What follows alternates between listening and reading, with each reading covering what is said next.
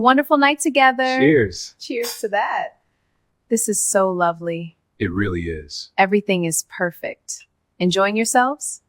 I would be traveling to Las Vegas in 3 days' time. I'll miss you, darling. Me too, Daddy. Is everything to your liking, sir? Yes, it's fine, thank you. You look tense. I could help you relax. No, I'm fine. Please. Are you sure? I can be very discreet. I'm sure. I'm perfect to you, sir. I'm perfect for you, sir. Oh, stop this. You have a son, and you're still doing this. I can make a good home for you. That's enough. I'm definitely going to make you mine and take everything that I want from you.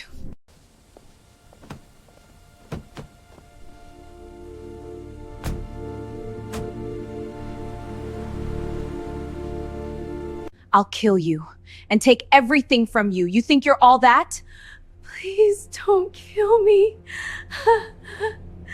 Please. Please. Please.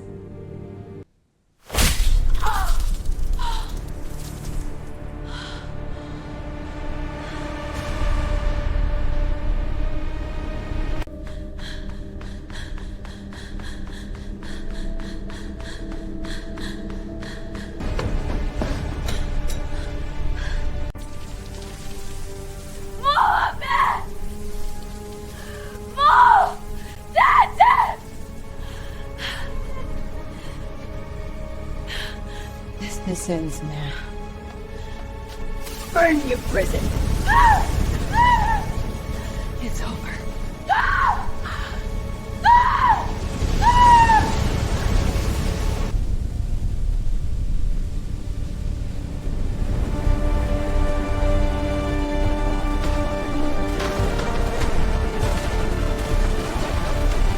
I do believe my life was perfect. Not the kind of perfect people pretend to have. I mean the kind that feels real. The kind where laughter doesn't need effort. Where love isn't forced. Where home actually feels like home. My name is Ariana. And I was the only daughter of Adrian Hale. A powerful man. A respected man. A man everyone feared and admired. But to me, he was just my father. And my mother. She was my world. Soft-spoken. Elegant. Kind. The kind of woman who made even silence feel warm. She didn't just love us. She lived for us. We had everything. A mansion. Wealth. Comfort. But more than that, we had peace. Until she came. Her name was Beatrice. She entered our lives as nothing more than a maid. Quiet. Humble. Obedient. At least, that's what she wanted us to believe. My mother was the one who insisted we keep her. She needs help, she told my father. She has nowhere else to go. That was my mother. Always seeing good in people. Even when it didn't exist. At first, Beatrice blended in perfectly. She did her job. Kept her head down. Spoke only when spoken to. But there was something about her. Something I couldn't explain. Sometimes, I would catch her staring. Not at random things. But at us. At our life. At my mother. Her eyes weren't soft. They weren't grateful. They were hungry. I didn't understand it then. But I felt it. Like a quiet warning in my chest. And then, things started to change. My father began traveling more. Business trips. Meetings. Deals. He was still the same man. Strong. Focused. In control. But he was absent more often. And absence creates space. Space for things to grow. And in that space, Beatrice changed. She became more confident. More comfortable. Too comfortable. She started acting less like a maid. And more like she belonged. Sometimes, I would see her standing in places she didn't need to be. Watching. Listening. Calculating. And my mother? She didn't see it. Or maybe, she chose not to. She's just adjusting, she would say. She's been through a lot. But I knew. Something wasn't right. I just didn't know how wrong it was. The night everything happened. My father wasn't home. He had traveled earlier that day. Some urgent business meeting. I remember because my mother seemed unusually quiet during dinner. Like she didn't want to be alone in that house. And now, I understand why. That night felt different. The house was too silent. Too still. Like something was waiting. I woke up suddenly. My heart racing. My body tense. At first, I didn't know why. But then, I heard something. A sound. A voice. Low. Sharp. Coming from my mother's room. I sat up slowly, listening. Then I heard it clearly. Please. Beatrice, don't do this. My blood ran cold. I jumped out of bed immediately, my feet barely touching the ground as I ran into the hallway. The lights were off. Everything was dark. But that voice, my mother's voice, it was enough to guide me. I reached her door, my hand trembling as I pushed it open slightly. And what I saw is something I will never forget. Beatrice stood in the middle of the room. But she wasn't the quiet maid anymore. She looked different. Her posture, her expression, her eyes, they were no longer hiding anything. They were filled with something dark, something twisted. And in her hand was a knife. My mother stood in front of her, shaking, terrified. Please, we can talk about this, my mother said, her voice breaking. You don't have to do this. Beatrice laughed softly, a sound so cold. It didn't feel human. You took everything from me, she said slowly. Your life, your comfort, your happiness. My heart pounded in my chest. What was she talking about? We gave you everything, my mother whispered. Beatrice's face darkened. Exactly. Silence filled the room. Heavy. Deadly. And then, you lived the life I deserved. Before my mother could react, Beatrice moved. Fast. The knife flashed. My mother screamed. And I froze. I couldn't move. I couldn't breathe. It felt like my body betrayed me. No, I whispered. But it was too late. The knife went in. And everything changed. No, I screamed, pushing the door open. Both of them turned. Beatrice's eyes met mine. And instead of fear, she smiled. Well, this is unexpected, she said calmly. I ran to my mother, falling beside her. Mom, please. Her hands were shaking. Her breath uneven. She looked at me. And in her eyes, I saw everything. Love. Fear. Regret. Her lips moved. But no sound came out. Then, her hand dropped. And she was gone. Something inside me shattered. I turned slowly, looking at Beatrice.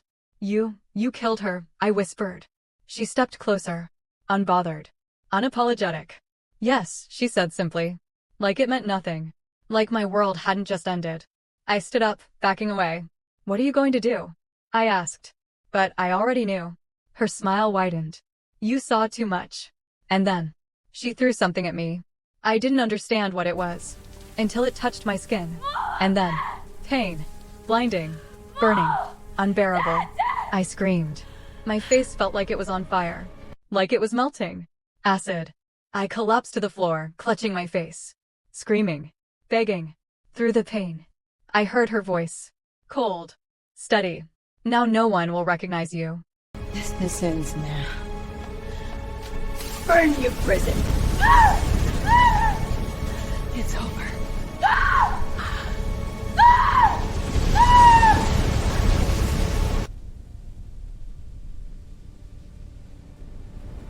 But death didn't take me. Not yet. Tone shift, quiet, cold. When I woke up, everything was white. The air smelled like medicine. My body felt heavy. Broken. Don't move. A voice. Gentle. Unfamiliar. I turned slightly. A man stood beside me. You're safe, he said. Safe. The word felt meaningless. Memories flooded back. My mother. The knife. The fire. Where's my mom? I whispered. He didn't answer immediately. But his silence said everything. And in that moment, something inside me changed. I didn't cry. I didn't scream. I just stared ahead. And felt something colder than grief. Hatred. That night, Ariana died. And what survived was something else. Something patient. Something dangerous. Because I made a promise. I would come back. And when I did, they wouldn't just lose everything. They would feel everything. The fear. The pain. The helplessness. Every single thing. They made me feel. And I would be the one to give it to them. I didn't die that night. Sometimes. I wish I did. Because waking up? That was worse. The first thing I felt wasn't pain. It was weight. Like my body didn't belong to me anymore. Like I was trapped inside something broken. Machines beeped softly around me. Slow. Steady. Reminding me I was still alive. Alive. But not whole. Try not to move too much. That same voice again. Calm. Careful. The man stood by the window this time. Tall. Composed.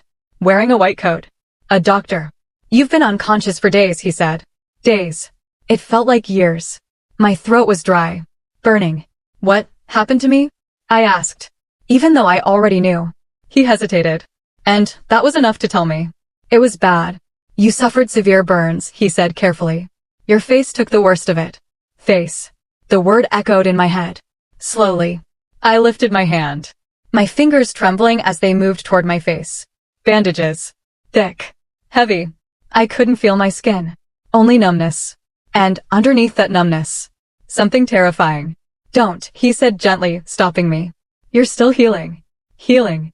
That word felt like a lie. "How bad is it?" I whispered. Silence. And in that silence, I understood everything.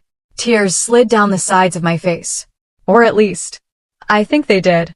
I couldn't even feel them properly. "My name is Dr. Laurent," he said after a moment. "I'm the one who found you." "Found me? What do you mean, found me?" "There was a fire," he explained. "A structure burning just outside the city. You were inside."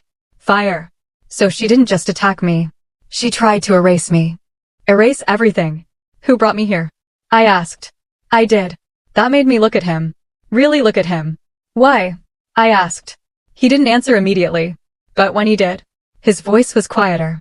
"Because you were still breathing." Simple. But something about it felt deeper.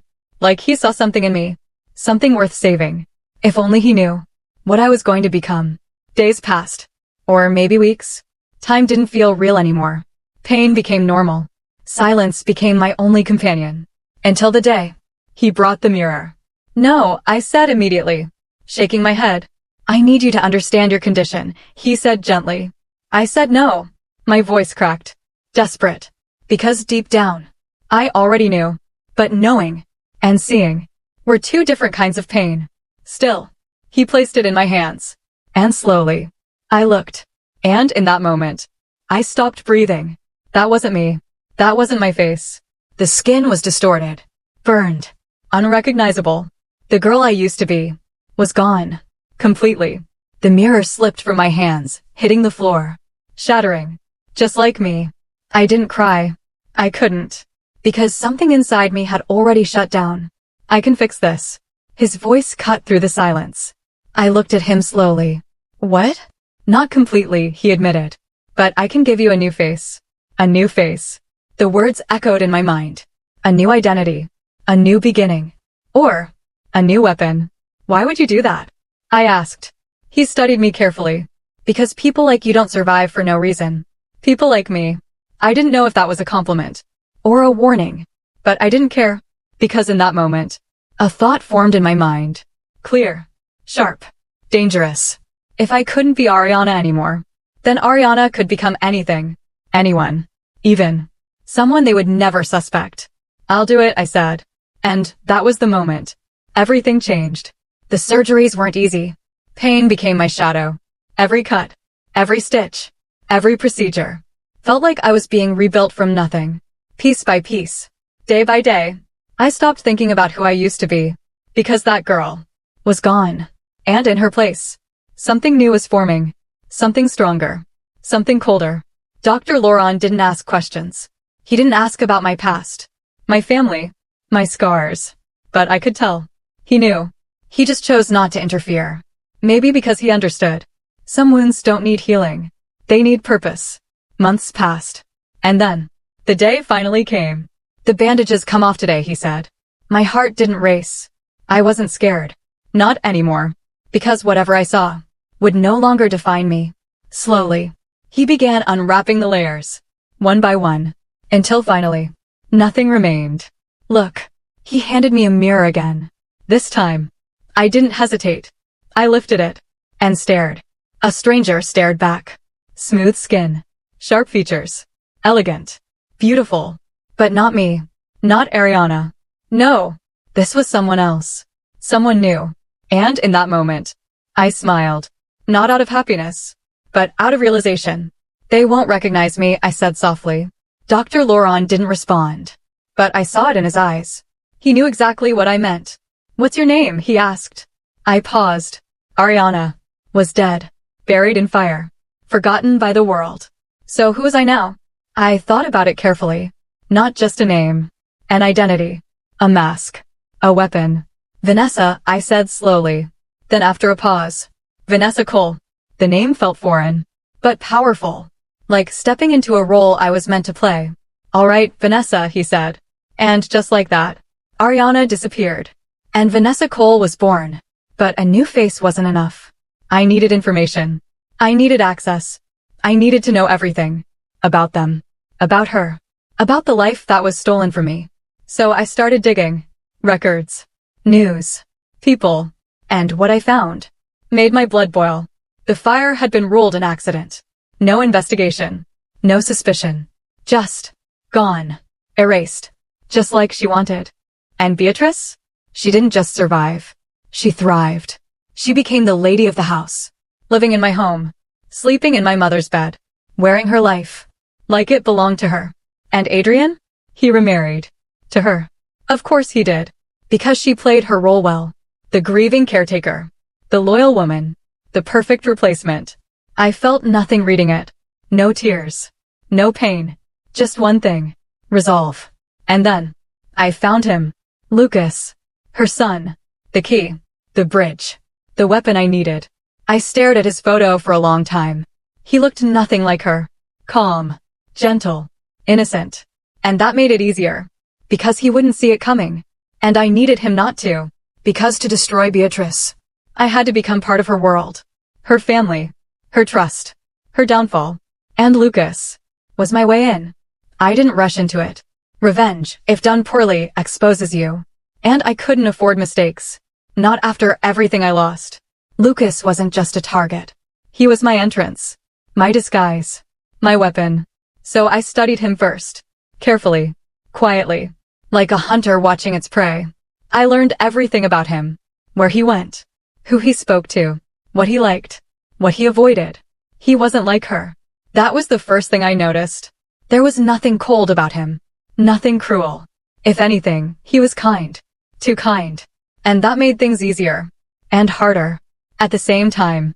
Because kindness is easy to manipulate, but difficult to destroy. I found out he frequented a cafe not far from his office. Every morning. Same time. Same table. Same order. Routine. Predictable. Perfect. So one morning, I went there. Not as Ariana, but as Vanessa Cole. Confident. Elegant. Untouchable. I wore simplicity, but not weakness. The kind of presence that draws attention without trying. And, just like I expected, he noticed me. Not immediately, but eventually.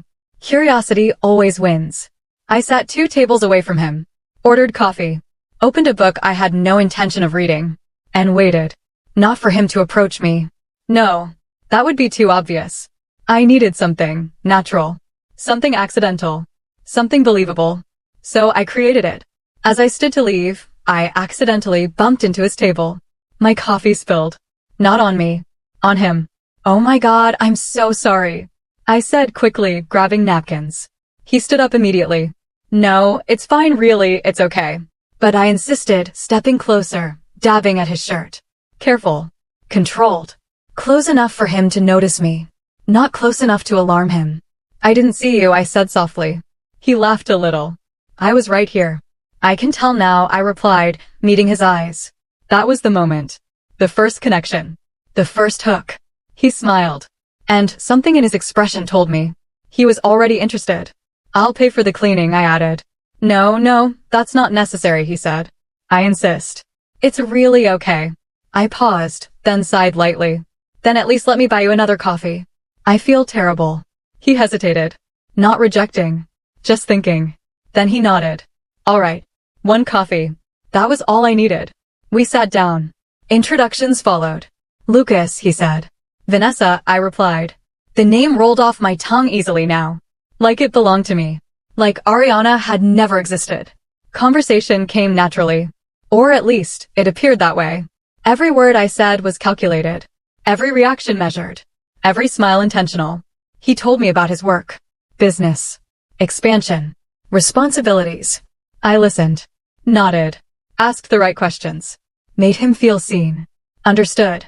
Important. And in return, He opened up. Faster than I expected. You're easy to talk to, he said at one point. I smiled slightly. That's a rare compliment. It's a true one. Of course it was. Because I made sure of it. By the time we finished, he didn't want to leave. I could tell. The way he lingered. The way he kept finding reasons to continue the conversation. Do you come here often? He asked. Sometimes, I replied casually. Maybe I'll see you again.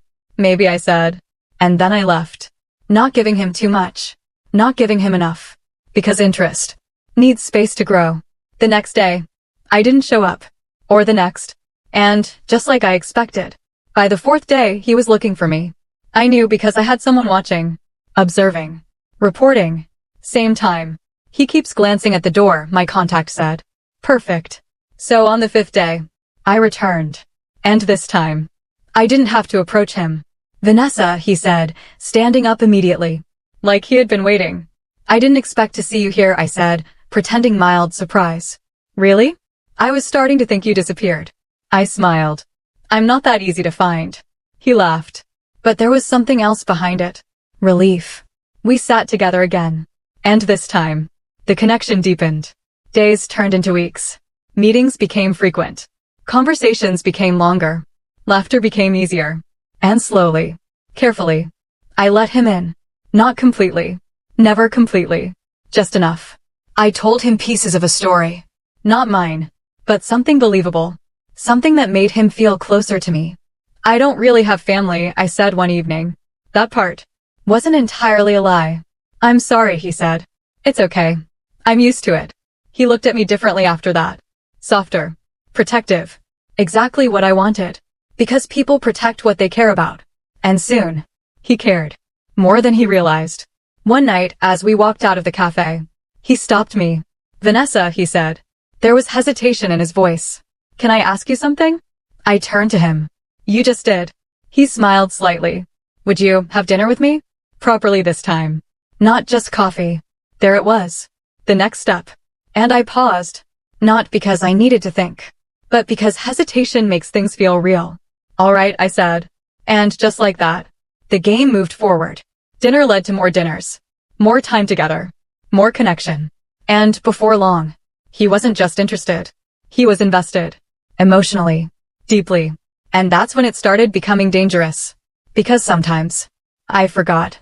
Forgot why I was doing this. Forgot who he was connected to.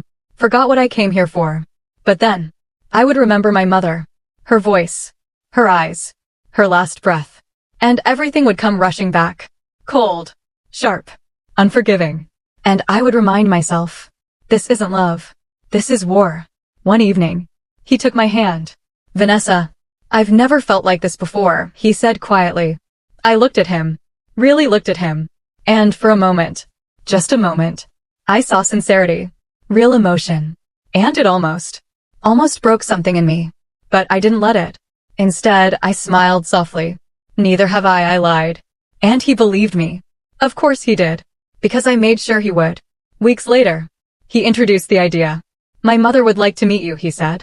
And just like that, everything became real. This was it. The moment I had been working toward. The moment I had rebuilt myself for. Going back. Not as Ariana. But as Vanessa Cole. Into the house where I died. To face the woman who killed my mother. Without her knowing who I was. I felt something rise inside me. Not fear. Not hesitation. Something else. Something darker. Excitement. Because finally, the real game was about to begin. The gates opened slowly. That sound alone. It sent something sharp through my chest. I hadn't heard it in years. But I remembered. Every detail. Every corner. Every shadow.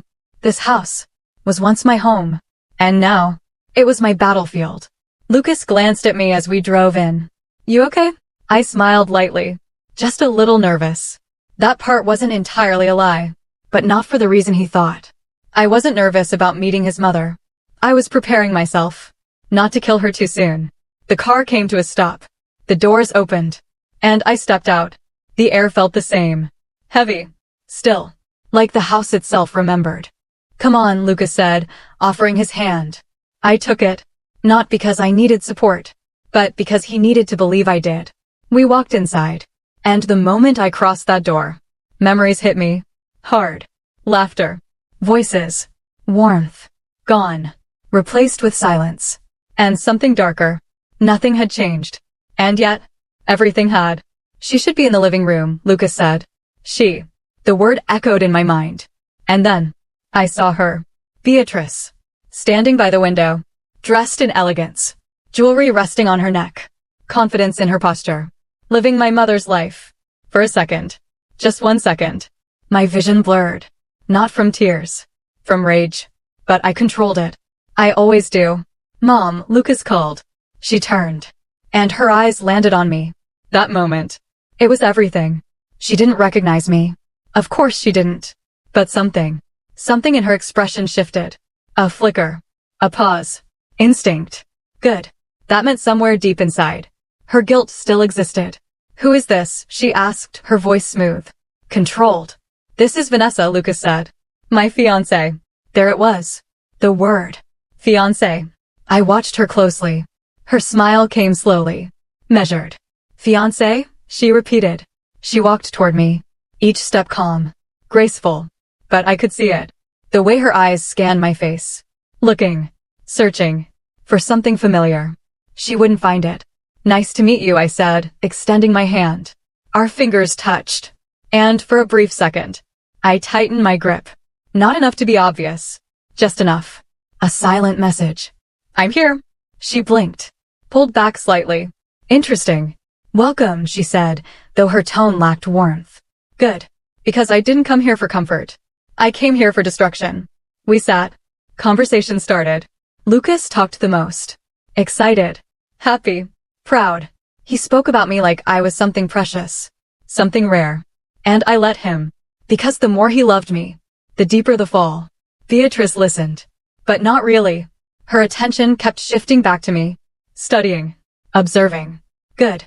Let her feel it. That unease. That quiet discomfort she couldn't explain. So, Vanessa, she finally said. What do you do? Simple question. But nothing about this was simple.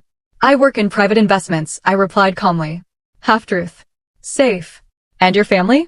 There it was. The question. I held her gaze. I don't have one, I said. Silence. Brief. But heavy. Lucas shifted slightly. He already knew this part. But Beatrice? She watched me more closely now. Everyone comes from somewhere, she said. Her tone had changed. Sharpened. I smiled slightly. Not everyone stays there. A pause. A long one. And in that pause, something passed between us. Unspoken. Unseen. But real. Dinner followed. Same table. Same chairs. Nothing had moved. Except the people sitting in them. I took my seat calmly. Across from her. And for a moment, I imagined my mother there instead. Alive. Smiling. Then the image shattered. And all that remained was the woman who killed her. You'll be staying for a few days, Lucas said. Not a question. A decision. I looked at him. Then at her. A small smile formed on my lips. I'd love to. Of course I would. Because I wasn't leaving. Not until everything burned. That night, I got my room. Not just any room. My room. The same one I grew up in. The same one I screamed in. The same one I almost died in. I stood in the center of it. Unmoving. The past and present colliding around me. They didn't change anything, I whispered. Good. That made this easier. Because memories are powerful tools. And I plan to use every single one. Later that night, I made my first move. Not big. Not obvious. Just enough. Just a crack. I waited until the house was quiet. Until everyone was asleep. Then I stepped out. Silent. Careful. I knew this house better than anyone. Even her. Because she only stole it. She didn't live it. I moved toward her room. Slowly. And then, I stopped outside her door. Listening. Silence. Perfect. I placed something gently by the door. Small. Hidden. Then I stepped back. And waited. Minutes passed. Then, a sound. Movement inside. And suddenly, the door opened. Beatrice stepped out. Confused. Looking around. Her eyes landed on the floor. On what I left there. A bracelet. My mother's bracelet. The one she wore every day. The one I saw. The night she died. Beatrice froze. Completely. Her breathing changed. Shallow. Uneven. No, she whispered. Her hand trembled as she picked it up. Her eyes started around the hallway. Searching. Panicking. Good. Very good. Because this was only the beginning. I stayed hidden in the shadows. Watching. Enjoying. As fear slowly crept into her mind. Because she thought the past was buried. Forgotten. Gone. But I was here now. And I was going to remind her. Of everything. Every scream. Every drop of blood. Every mistake. And she wouldn't sleep peacefully again. Not in this house. Not ever. I turned quietly. And walked back to my room. A small smile forming on my lips. Because finally, she had taken the first step into her nightmare. And I would make sure. There was no waking up from it. The next morning, nothing looked different. But everything had changed. I could see it in her eyes. Beatrice sat at the breakfast table, composed as always, dressed perfectly, posture straight, but her fingers betrayed her. They trembled slightly as she held her cup. Small. Almost unnoticeable. But I noticed. Because I was watching. Did you sleep well? Lucas asked, smiling at me. I did, I replied softly. That part was true. For the first time in years. I slept peacefully. Because she didn't. And you, Mom? Lucas asked. Beatrice looked up. Too quickly. Yes, of course, she said. But her voice wasn't steady. Lucas frowned slightly. You look tired. I just didn't sleep early, she brushed it off. I tilted my head slightly, pretending concern. Maybe the house feels heavy at night, I said quietly. Her eyes snapped to mine. Sharp. Searching. I held her gaze. Calm. Unbothered. What do you mean? She asked. I smiled faintly. Just a feeling. Silence. Lucas laughed lightly. Don't start with ghost stories. Ghost. The word lingered in the air. Beatrice didn't laugh. Good. Breakfast ended shortly after. Lucas left for work. Adrian had already gone out early, leaving just the two of us. Alone. Perfect. We stood in the same room, but neither of us moved. I don't like games, she said suddenly. Straight to the point. I turned slowly, feigning confusion. Excuse me? Her eyes narrowed slightly. You're not what you pretend to be. A bold statement, but not bold enough. I let out a soft breath, almost amused. That's a strange thing to say to your son's fiancé. She stepped closer, not intimidated, not afraid. You feel familiar, she said quietly. There it was. That instinct again. That buried memory trying to claw its way out. I leaned slightly toward her, lowering my voice. Maybe you've seen someone like me before. Her expression tightened. But she said nothing. Good. Because doubt is more powerful than truth. I walked past her calmly, leaving her standing there, thinking, questioning, breaking. That night, I went further. Fear needs to grow. Slowly, carefully. I waited again, until the house fell silent. Then I began. The first sound came from the hallway. A soft dragging noise. Barely audible, but enough. Inside her room. I knew she would hear it. I moved slowly, deliberately. Then I stopped. Silence. Then, a whisper. Beatrice. Soft. Faint. Like a memory. Inside her room, I heard movement. Quick. Panicked. The door opened suddenly. She stepped out again, looking around. Breathing hard. Who's there? She demanded. No answer. Just silence. Then, I moved again. This time. Closer. Another whisper. You didn't finish it. Her face changed. Completely. Fear. Real fear. Stop this, she shouted. But there was no one. No one she could see. And that's what made it worse. She turned quickly, rushing back into her room, slamming the door shut. I stepped back into the shadows, watching, smiling, because now, it had begun. The next few days followed the same pattern. Small things. Unexplainable things. A door left open. When she knew, she closed it. Footsteps. When no one was there. A reflection in the mirror. That didn't match. And always. The whispers. Soft. Broken. Familiar. You remember me. You left me there. I'm still here. Each night, she broke a little more. And during the day, she tried to act normal. But it showed. In her eyes. In her voice. In the way she reacted to everything. Adrian started noticing. You've been on edge lately, he said one afternoon. I'm fine, she snapped. Too quickly. Too harshly. He frowned. I'm serious, Beatrice. You're not yourself. I watched from a distance. Listening. Observing. Good. Let him see it. Let him question it. Because soon, he would start questioning everything. Lucas noticed too. You've been acting strange, he told her one evening. I said I'm fine, she raised her voice. Silence followed. Lucas looked hurt. Confused. I'm just concerned, he said quietly. She softened slightly. But it wasn't real. It was fear. Disguised as control. And I was the one creating it. Later that night, Lucas found me. You okay? He asked. I nodded. It's just, my mom, he said. She's been acting really weird. I hesitated. Just slightly. What kind of weird? I asked. He sighed. I don't know, like she's scared of something. I looked down, pretending to think. Then softly. Sometimes, people get haunted by things they try to forget. He frowned. Haunted. I met his eyes. Guilt doesn't disappear, I said quietly. It waits. He stared at me, trying to understand. But he couldn't. Not yet. And that's what made it perfect. Because he trusted me. Completely. And soon, I would use that. That same night, I made my boldest move yet. I entered her room. Silently. Carefully. She was asleep. Or at least, trying to be. I stood beside her bed, watching. And then, I leaned close. Very close. And whispered. Why did you kill me? Her eyes flew open. She screamed. Loud. Desperate. Terrified. I stepped back instantly, slipping into the darkness before she could see me. Lights turned on. Footsteps rushed in. Adrian. Lucas. What happened? Lucas shouted. She's here. Beatrice cried. She's here. Who? Adrian demanded. She came back. Silence. Heavy. Uncomfortable.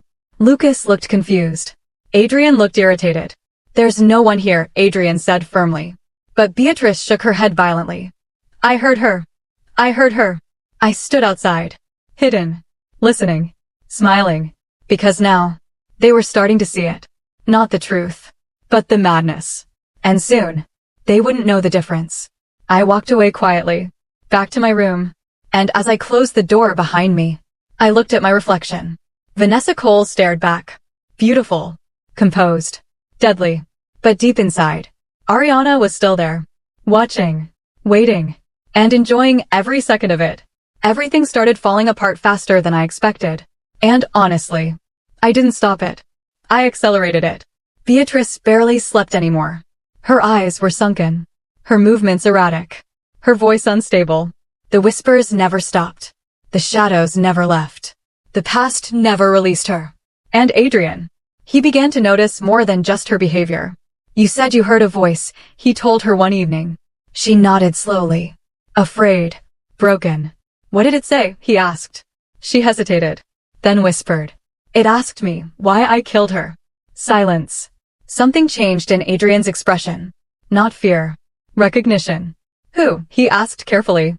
Beatrice shook her head. I don't know. I don't know. But he knew.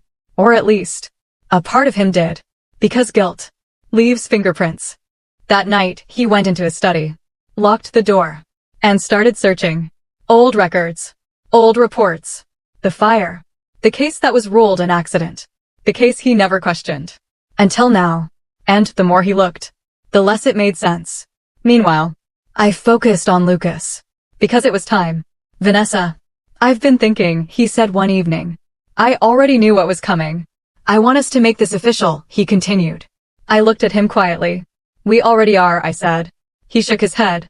No. I mean everything. Marriage. Future. All of it. There it was. The final piece. I stepped closer to him. Soft. Careful. And what does that future look like? I asked. With you, he said immediately. I held his gaze. Then slowly.